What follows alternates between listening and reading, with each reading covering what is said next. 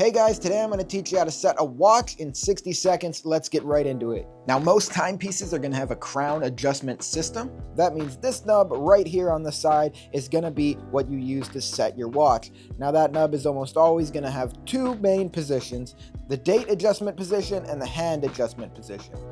So when we pull out our crown, you'll hear two different clicks, one for the date adjustment position, and then when it's all the way out, that will control the hand adjustment position. In the date adjustment position, if we rotate the crown counterclockwise, you're going to notice your calendar date window moves with it. The date today is the 6th, so we're going to rotate that until we find the 6th, and then we're going to pull out our crown once again. That will stop our second hand, and then we will adjust the time.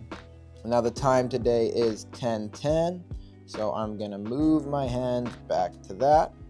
And once you're happy with the position of your watch hands, you're going to just push in that crown all the way. And that's all there is to it. How do we do on time? Pretty good. Hit that subscribe button for more easy to understand, easy to learn, quick tips on jewelry and watches. Thanks.